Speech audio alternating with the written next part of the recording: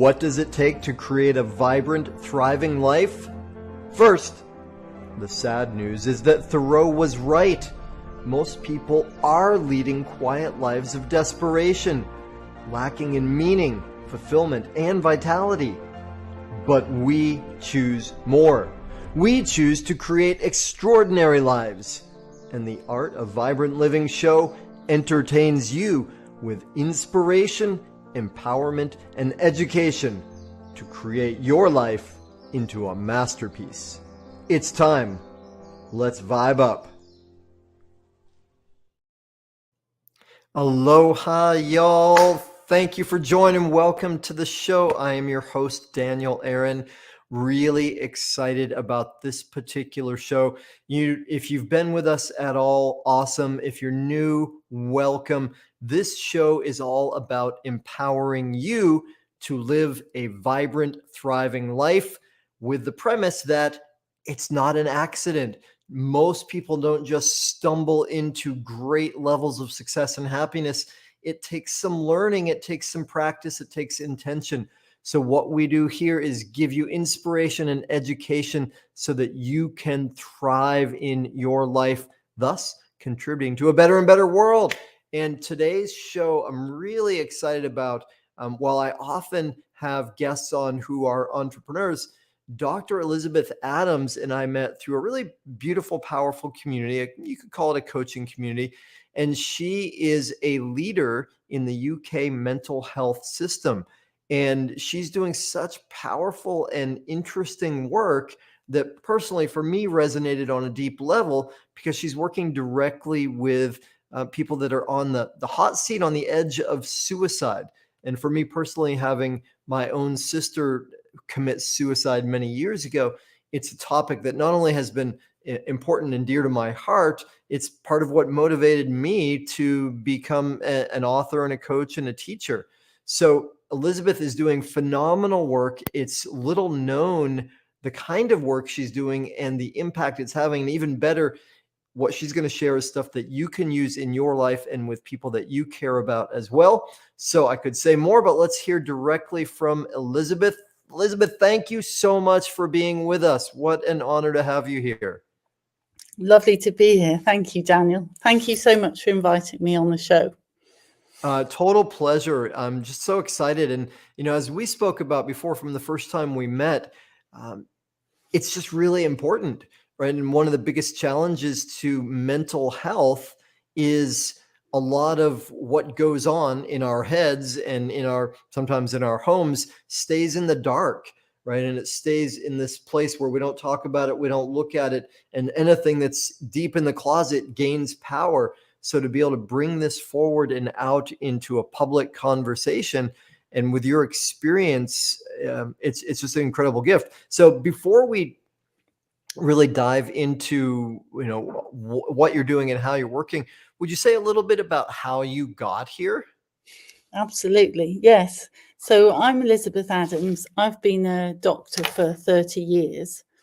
And actually, I came to this coaching area because I had such a really difficult time at work a few years ago. So 4 or 5 years ago, I was falsely accused of some clinical issues and actually lost my job and nearly lost my career as a doctor. And during that time, obviously, I was in a really dark place myself with anxiety and depression. And I met a coach who I'd met previously, and actually she, coached me. And what I learned was these practical tips, what I realized when I went into my leadership role, which is in primary care in Somerset, that actually I could use those with patients. And I'd previously actually done quite a lot of relationship counselling. So I'd been a relationship counsellor before, but actually the coaching that you and other coaches provide, I realised I could actually use that with really acutely mentally unwell patients who were coming to the surgery, either mainly telephoning us or coming to reception but actually saying, today I feel suicidal. In some cases, obviously, you'll know that they actually have been feeling like that for quite a long time, but that's the day. And I felt, well, initially I felt really scared, to be honest. And I think that the first time I got a phone call to say, this acutely suicidal patient, is at reception or is on the phone, can you ring them back? I think my big fear, probably along with many other people's, would be, what if I say the wrong thing? What if I don't stop them from committing suicide? What if I'm not the right person? And actually, I think one of the things we're going to talk about is how anyone can help someone in that situation. And so I've used my own experience and what I practice every day to stay mentally really well, and I suppose filtered that down into about 4 or 5 points that I can help someone with in 30 minutes. So it's a quick, very acute situation. And I feel privileged that suddenly I'm the one, that they've contacted that day. That's beautiful. Thank you for sharing all that. And there's so much in what you said. We could talk for 2 hours just about some of the important points that you brought forward there. I will sort of reflect or highlight a couple and then ask you another question so we can go a bit deeper. I appreciate your vulnerability in saying, I was in this rough spot, right? I was falsely accused. I almost lost my job. It was stressful for me. I was, feeling anxiety. And, part of what I get from that is what I think of as a general therapeutic truism, which applies equally well to coaching. And maybe at some point we'll talk about the difference between coaching and therapy and what differences and similarities there are. But one of the truism that I find to be really powerful in both fields is you can't take anybody deeper than you've been yourself, right? Mm. So you're and you have certifications and qualifications, obviously, as a coach and a doctor. But I would say maybe even the more important certification is the fact that you went to some dark places yourself and you learned how to move through them and become healthy and vibrant again. Right? Does that make sense? Yes, 100%. Yeah, yes. And actually, I do share that. I mean, obviously I'm sharing it with your viewers, but I share that commonly with patients, because I think when I start to describe the things that they can do, practical. So how I describe it is as mental health first aid that I'm offering them as a support. And I mean, it is good that in some ways that I'm a doctor, because that gets us on a really good footing to start with, in terms of they've come to the practice to get help, and that I have their permission, they're reaching out for help at that moment. But so I offer the mental health first aid effectively. And I think that sharing my own story, because some of what I describe to them seems initially as if it doesn't necessarily make sense, although it makes a lot of sense from the way that every human being's brains work. But I think by sharing my story, it means that they realize that I've actually been there and I practice the things that I'm talking about. So I always say I'm not blowing smoke up their bottom. Well, exactly. Yeah. I mean, and it's, and I think we all have bullshit meters, and those who have struggled and been down often have more acutely aware bullshit meters. I remember one of my, I'll divert for a moment into a tangent. One of my teachers years ago, who was considered by some a guru. He ran an addiction recovery center. And this is a guy who had been strung out on heroin for 14 years, and he had tried, right? And that's really unusual, right? And you know, but for Mm. those who don't know, most people, if you're strung out on heroin, you don't last 14 years. You either get clean or you get dead. And so he managed to, strong character. I mean, it's 14 years in and out of that addiction. And what finally made the difference for him is he went to an addiction recovery center in New York City that was experimental at the time, called the Phoenix House, and it was run by former addicts who had got clean. And he said the only reason that finally worked for him, because he'd been through so many different centers and programs, is the people that were running the program, they knew all his stories, all his games, right? And when they called him out on something, he couldn't come up with, oh, you don't know because it's not, you've never had this problem. They're like, no, I've been there. It's real. And so I love that you have that authenticity and that experience that you bring to it. And one other thing I want to highlight from what you said before we go on to what you just got into, like what you do say and how you work with people.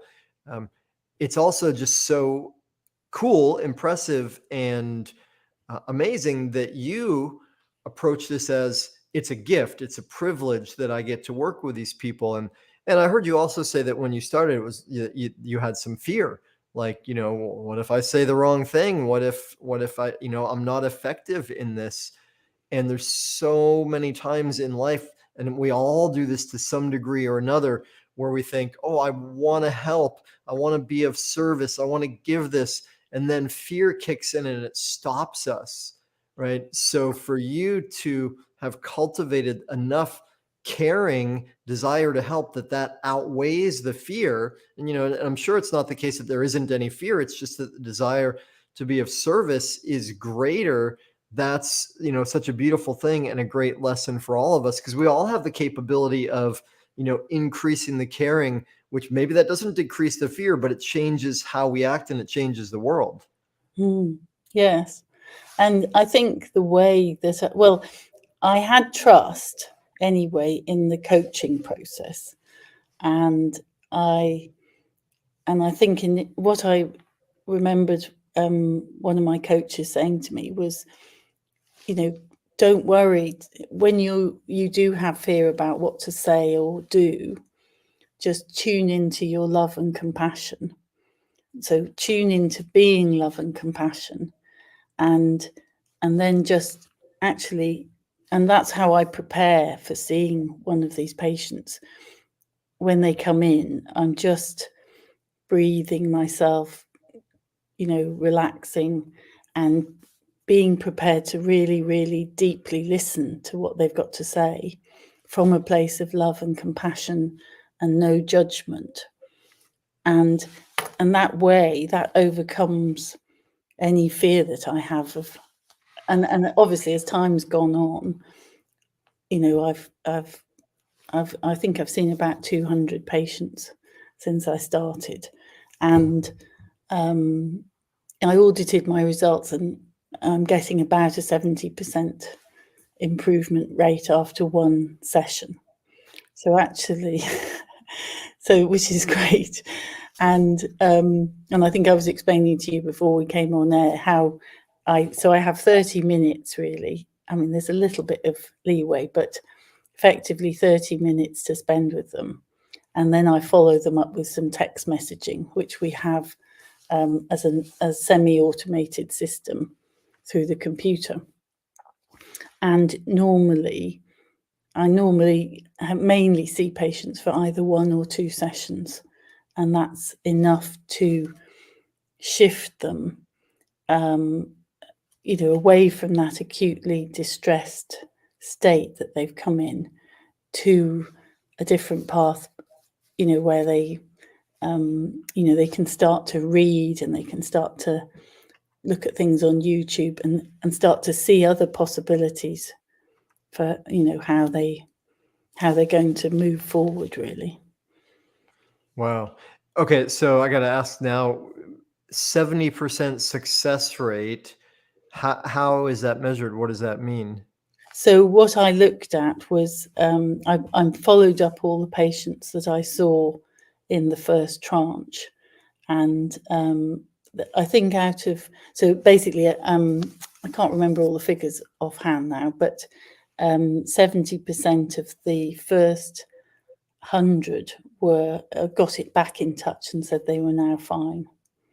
Wow, Yeah, that's 70 out of phenomenal. 100. Yeah, it was good actually. And they are obviously a mixture of people who are maybe also on medication, and they're also a group of patients who, I think I was also explaining to you, that our crisis team in the UK can't pick them up for 3 weeks. So after 3 weeks, they may be picked up as well by sort of mainstream mental health services as well. So, and I say to them, just, have as much help at this point as you need. See, I'm not someone who would say, oh, don't come and see me because you're seeing a psychiatrist, or don't come and see me because you're on medication now or something. Basically they can come and see me, whenever they need to. Which is amazing, and it's such a contrast to the way the mental health system in the US often works. And I think it doesn't, the way it often works is the opposite of what you described, in that practitioners of various sorts say, oh no, don't see me, you have to go here, you go over, it becomes sort of this bouncing back, which, I don't think is because these people don't care, or that it's not that they don't want to help. It's just that we've created this very convoluted system that revolves so much around procedures and money and all of that. So for you to be in a place where you're saying, you're welcome, come, make sure that you use me, that's, which of course on some level is like, well, that's how it should be. But let's check in, because I want to make sure we're understanding you when you say the mental health crisis team can't pick people up for 3 weeks. Did I hear you right with that? If so, what does that mean? Yeah, so the waiting time at the moment in my area of the UK is that when we make a referral to the crisis team of someone who's acutely suicidal, they can't see them for 3 weeks. So in the meantime, it becomes even more important. I mean, obviously, we also safety net them with, all the different the lines. What in the UK it's 111, which is non-urgent medical care, and 999, which is urgent medical care. And then there are also obviously all the charities. So there's something called Mindline. There's the Samaritans. So there are also all these call center ways that they can get help, sort of out of hours. What they do say to me is the problem, Mindline is good because they can actually have 30 minutes a day with a counsellor, and they can book that. But they always have to speak to a different person, obviously. So I think one of the things about trying to look after the patients that belong to our practice like this is that they, I know who they are, and they don't have to keep repeating the whole story again, which I remember from my own time, was whenever I met a new person who was supporting me when I was having my difficult dark time, to have to start from scratch and go through my sorry tale again.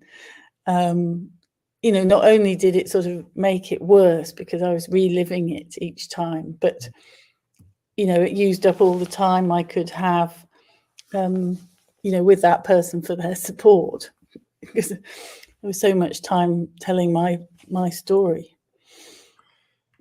Yeah, well, and I think part of what that points to is something we were speaking a little bit about earlier, which I want to highlight also. I was appreciating your courage and caring, that outweighing the fear.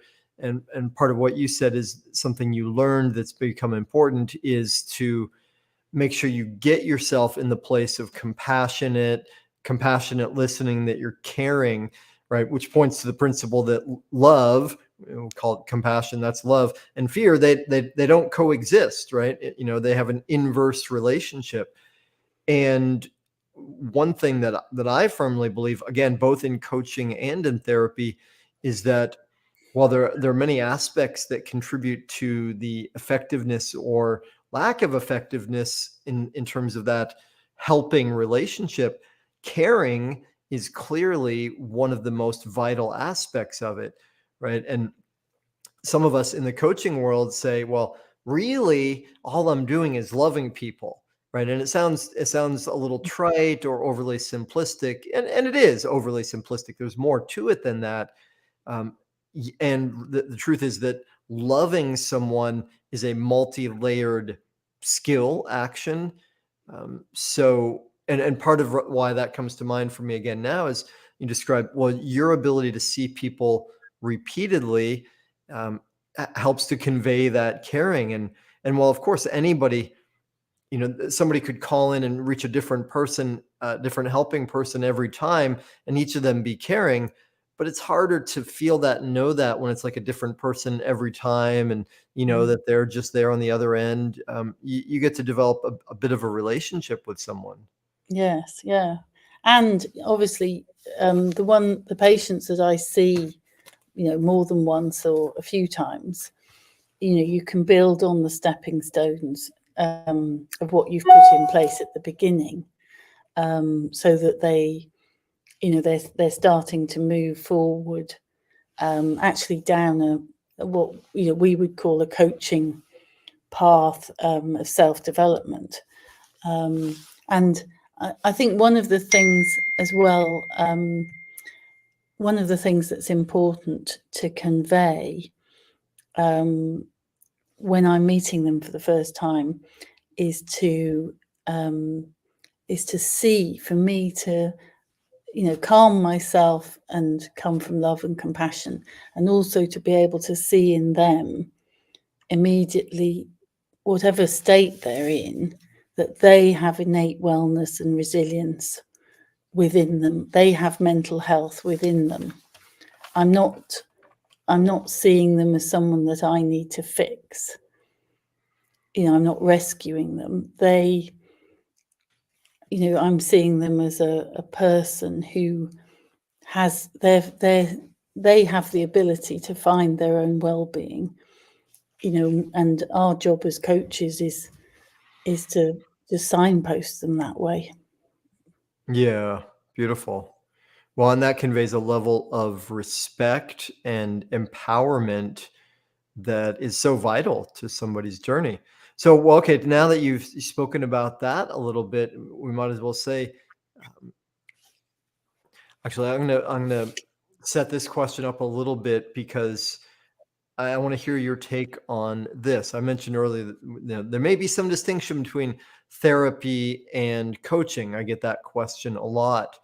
And prior to our meeting, and part of why I was so enthralled about what you're doing, is I had this belief that if somebody's dysfunctional, and we could say suicidal is like, the extreme of dysfunctional, um, that for them to go from dysfunctional to functional, that's the world of therapy, right?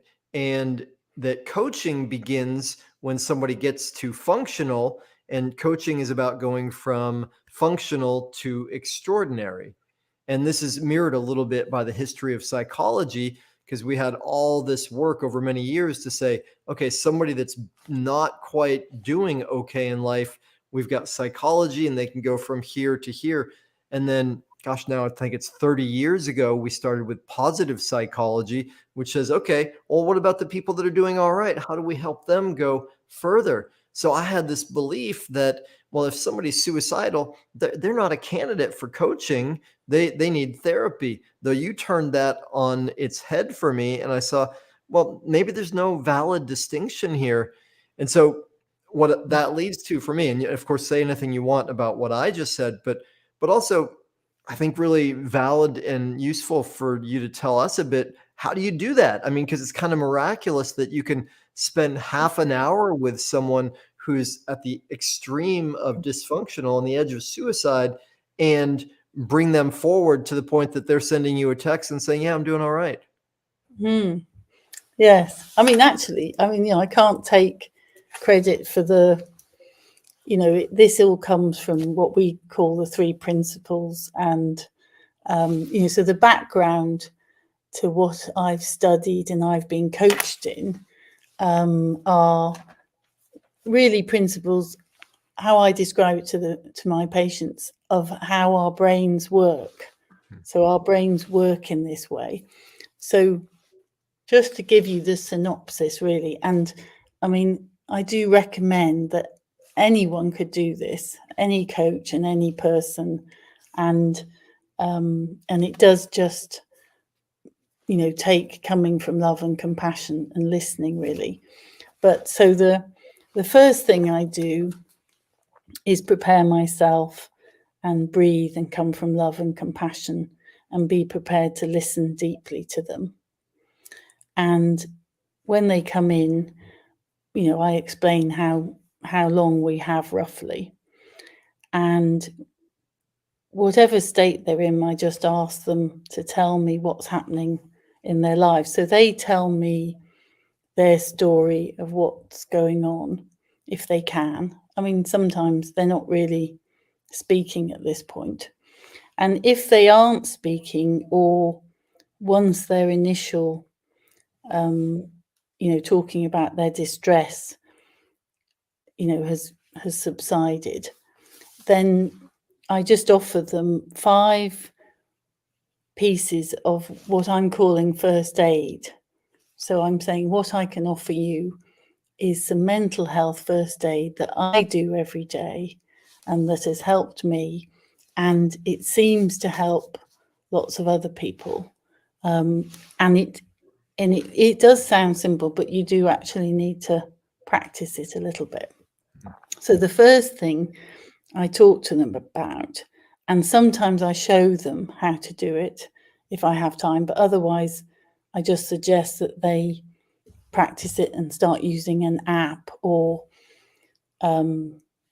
actually just sit, is for them to just learn how to empty their minds by breathing. So we talk about breathing, and I did have a chap who was a Buddhist, and he said, well, what type of breathing am I meant to do? And I said, honestly, it doesn't matter. Any type of breathing is fine. So the first thing is for them to practice breathing and then trying to empty their mind of all the negative thoughts. Because I think I was saying to you before we went on, what I do find is that most of the patients who come in acutely are living in a really, really horrible thought storm of negative thoughts about themselves, their life, and really horrible negative messages that they've internalized in their life. So I get them to breathe and empty their mind and clear their mind of the negative thoughts so that they have a sort of blank sheet of paper to start working from. And then I explain to them that their brain produces all their thoughts constantly. And they aren't their thoughts. So their personality or energy or whatever you want to call it is the observer of their thoughts. And actually a lot of them have never understood that before. So they believe that they are their thoughts. So we talk about that a little bit. And once they can empty their mind, I get them to start to practice over the next few days and weeks, starting to observe their thoughts, but particularly the very first negative thought that they have. And often they wake up, what they tell me is that they wake up with that first negative thought the moment they wake up. So we talk about how their brain is producing all these thoughts, positive thoughts, negative thoughts, and random thoughts. And we work on them starting to observe the first negative thought.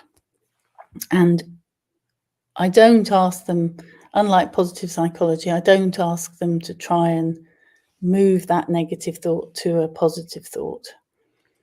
I just say, see if you can find something completely neutral in your environment, a cup, a lamp, a tree, anything that you can move that thought to. So observe it, see if you can move it to a neutral. And then I talk to them about how their thoughts create how they feel. And so they start to think about or process that their thoughts are leading to their emotions. And then the final bit, which is when actually it takes a few minutes to, is the biggie really, which is that we are all, through our thoughts and our emotions, creating our experience in every moment. And that's, a big coaching concept from the 3 principles from Sid Banks, from Steve Hardison and so forth. And that is a massive thing for anyone to take on board in, especially in a difficult situation. So the way I tend to explain that, I tell them, that's how it works. And that's how your brain works, and how we're all, living through the filter, the lens of our thoughts and experiences. But how I describe it to them is, okay, you and I are going to go to the cinema. And I ask them if they like horror films. And actually, interestingly, there's probably a higher proportion of people who come to see me who do like horror films. I don't know how relevant that is. But anyway, and I say, we're going to go and sit in the dark together and we're going to watch a horror film. And, if there was an alien looking at us, they would think that we were sitting in the cinema having exactly the same experience. But in fact, you and I know that if we went and sat in the cinema and watched a film together, we would have completely different experiences. Especially because I really hate horror films. So we usually have a bit of a laugh at that point. And I sort of say, well, I would come out and say that was the worst film I ever saw. And you would come out probably and say that was the best thing you ever saw. And that just is a bit more accessible for them to see that I'm creating my experience and they're creating their experience. And once that's the sort of aha moment normally. And it doesn't always, I don't want to say it lands every time, but when people are receptive even in this acutely mentally unwell state, it is true that they are only one thought away from feeling better. And that's what I see, is that, I can, in 30 minutes, I can give them a few pointers which are going to fundamentally change how they feel in that moment. And it seems, for longer than that. And then obviously I give them some reading. I've put in the chat so that for later some, I send them away with some reading and some YouTube videos and things like that they can then look at, and also my contact details. So, that's the nub of it. Well, that's awesome. And I'm going to actually, since you mentioned it, I'm going to put in our comments right now those recommendations that you give. And, part of what I love about what you're saying here is, well, there's a few things here. One, I think worth saying is you are able to give some practical advice, some tools, help people to one, have a greater understanding of how reality works, how their brain works, and give them some things that they can do on their own to further that understanding, right? That's part of what the observation is. And then practical steps for how they can actually feel better. And I'm sure you know well, one of the principles that we're always contending with, any of us, if we're going from dysfunctional to functional, is what Martin Seligman called learned helplessness, right? Mm. So many people that are suicidal, and maybe all on some level, part of the reason for that is we've had some belief, and I say we because we've all had despairing thoughts, and we're not different than anybody. It's just the situation, the degree of it, or the duration of it. But any of us in those despairing moments, we've had this thought that I can't do anything about this, right? It's beyond my control. And I think part of why it's so effective that in a half an hour you can give them a practical understanding of their mind, how reality is created, and practical things to do. Part of that is, again, because of the love and compassion you bring to it. And I'm saying this also because part of what I know we both want to do here is empower more people to be effective in working with, whether it's somebody who's suicidal or our friend or ourself, or, just we all want to help those people around us. And one of the keys that you didn't say this, but I'm highlighting it now, though, is you can do all of that in part because you're not judging them, right? You're Mm. not condemning them. You're not saying, oh, you're not saying poor you, that's so rough that you've had all of this. And you might have express compassion, but you're also empowering them and doing it in a way that respects them. And that's such a key component of this. Does that make sense? Yeah, yeah. And I think I have talked to several, other, we're on this ultimate coach group together, and I've talked to some other people about the same thing.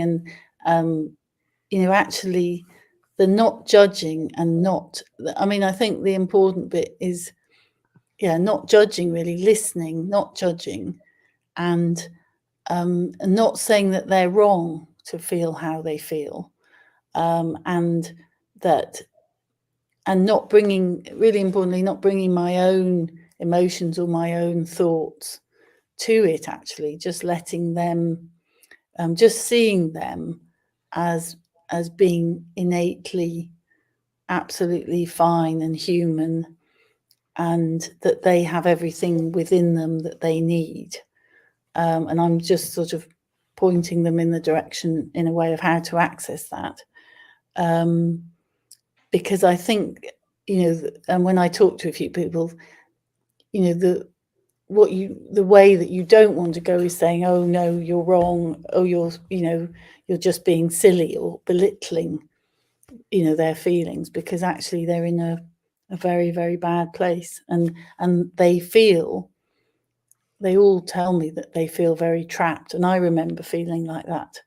And that's the bit, and that's actually why they can't see a way out apart from death, because they're in so much pain for all the different reasons that people have pain, and they can't see a way out. And one of the other things that I explain to them is that when we're in that state of distress, our minds are working at probably 50 or 60% less well than they are when we're calm and collected and relaxed. And when I practice, I still practice creating my day. And in fact, I create my morning, I create my afternoon, I create my evening, because I find creating the whole day in one go, is quite tough. And so when I'm explaining to them that I do this all the time and I'm creating, my experience, I can say, I often use examples like the different ways I could create my day. I could create my day by coming in and it's raining and it's awful and I hate my job and I hate all the people I work with and I'm going to have a horrible day and I don't want to speak to anyone. Or I can sit in my car and create, wow, it is raining, but I love all the people I work with. I love my job. I love my patients. I'm going to have a fantastic day and I'm going to make sure I poke my nose out of the practice at lunchtime and walk around the block in the rain. And I can demonstrate to them, look, both of those could be true. And I'm creating my day one way and I'm creating it another way. And it's sort of and I think these examples, which obviously Steve Hardison is brilliant at the distinctions between things, those distinctions really land because that's opening up in this acute setting where someone's acutely distressed. That's opening up the fact that there are other possibilities. So going back to the feeling trapped and no way out, and I must kill myself because I can't see any way out of this situation. I've lost my job, I've lost my money, I've lost my family, I'm divorced, I'm this, I'm that. All of those things can be true. And when we breathe and step back and tune into, a better part of our brain function that's relaxed, suddenly all sorts of other possibilities come through. And I think that's what I'm just trying to demonstrate to them, that, there are other possibilities that you could get through this situation. Beautiful. Okay, I must interject for a moment because there's a couple just so important things you said there. One, just for anybody in the audience, whether you're listening live or by rebroadcast here, Elisabeth has mentioned already, and I've mentioned it too, the community that we are together a part of, which is called the Ultimate Coach, and it is related to and somewhat derived from a man by the name of Steve Hardison, who was named by someone else the Ultimate Coach. And he's really an extraordinary being. And there is a book written about him, despite the fact that he didn't want there to be a book, which is entitled The Ultimate Coach. And for anyone who wants to grow in their life, it's an incredible resource. And our recommendation is always to read it or listen to it about oneself rather than a biography about this dude named Steve. And now going beyond that for a moment, part of what you were speaking about there, Elisabeth, is that the way I interpret it anyway, and see if this makes sense to you, is part of what you're doing is helping people get a little bit of space, right? And the way I think of it sometimes, like I remember when I had some acute mental health challenges many years ago and went into a clinical depression, one of the recommendations that came to me then was, well, you should be on medication, right? And this was early in the days of SSRIs and Prozac, and I had an instinct in me like, no, I don't want to do that. And I was lucky because I knew somehow innately in my bones that what I was going through was temporary, right? And that's one of the things that is often not the case for someone who's suicidal, is it doesn't feel like this is a temporary thing. It feels like this is going to be this way forever. And then I have colleagues in the natural health world, whether it's coaching or yoga, meditation worlds, that are really against medication.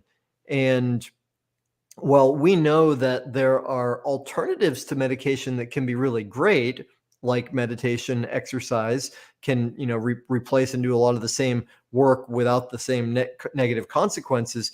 At the same time, I'm not telling anybody what to do or not to do on that level. And one of the benefits that I see with medication sometimes is it's like, if we've had a lot of negative programming, we've been watching horror movies in our head our whole life.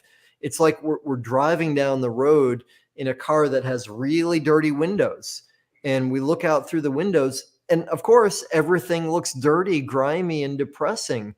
And so what medication can do, if it's used effectively, is like, well, it just clears up the windows a little bit, and you can start to see, oh, maybe there's another way of looking at things. And it sounds like that's part of what you do for people, is provide that just through your counseling, through your communion with them. Um, I'll play angel's advocate for a moment, though, because you said how you were able to, create your day, and you say, okay, well, there's this scenario, I can look at it like this, and I'm so lucky, and I get to do this work, and it's raining, but this, or I could create it this way, that my colleagues are jerks, and I don't like them, and I don't like this work, and it's raining, I'm gonna get wet.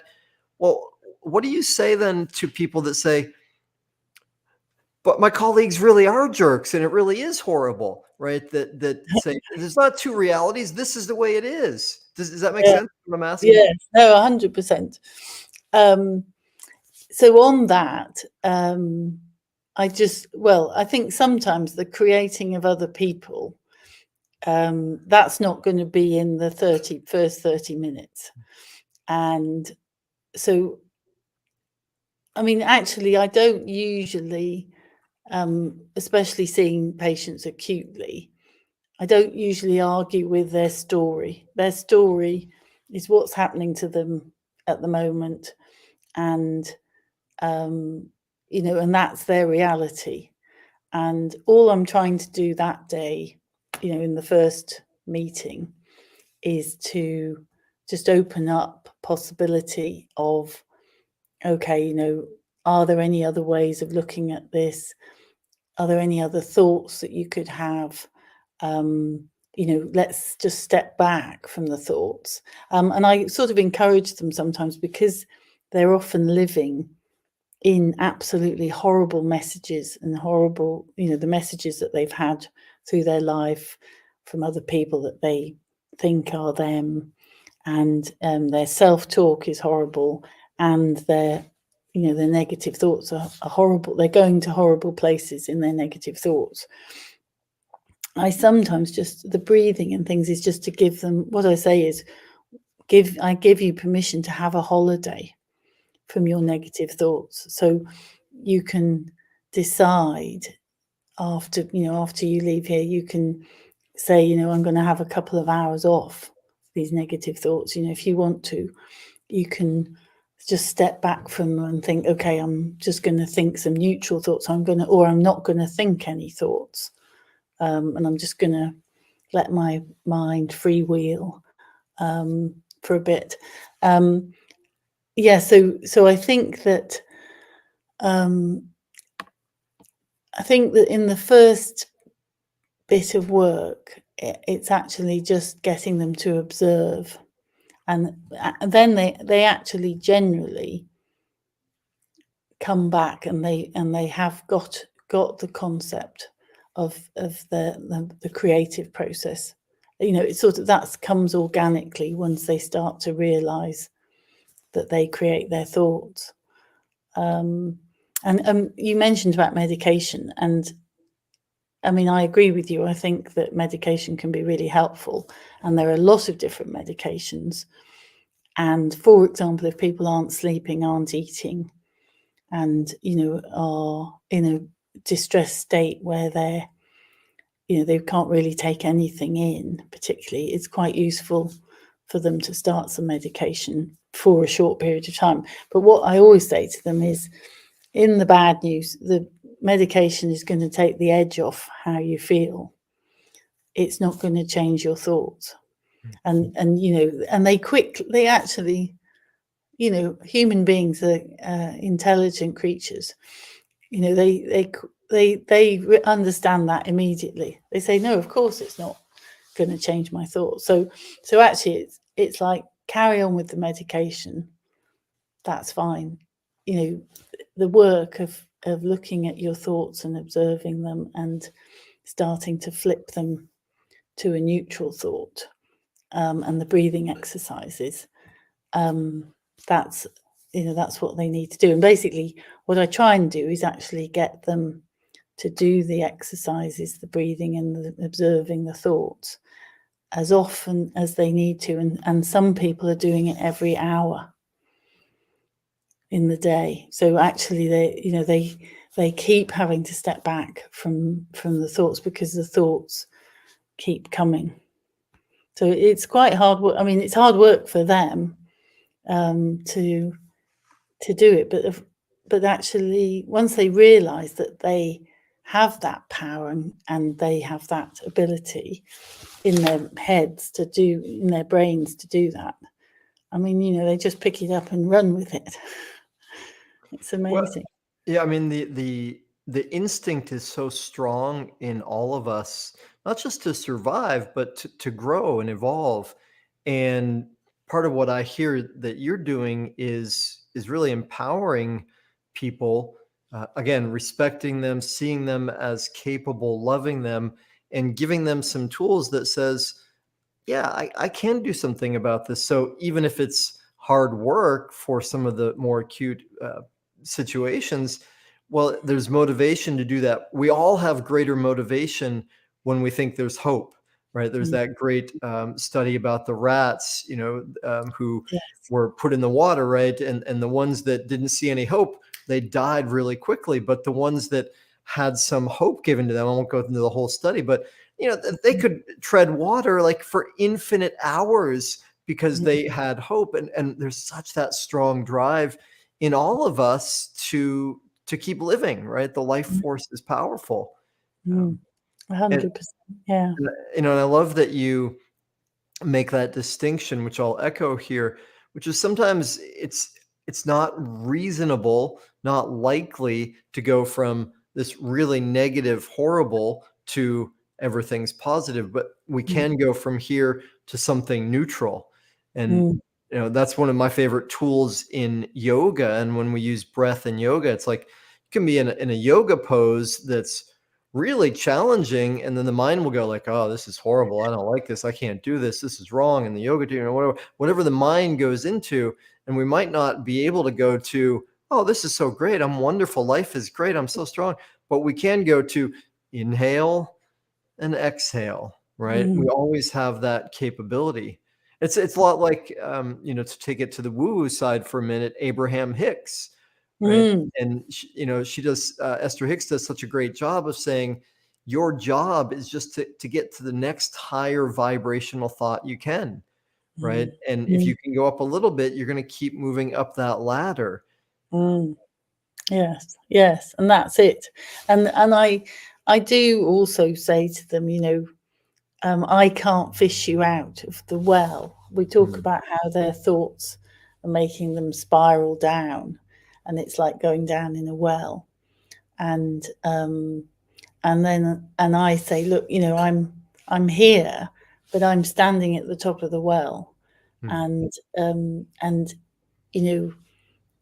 unfortunately, I'd love to fish you out, but actually, you have to climb up the side of the well, which is similar.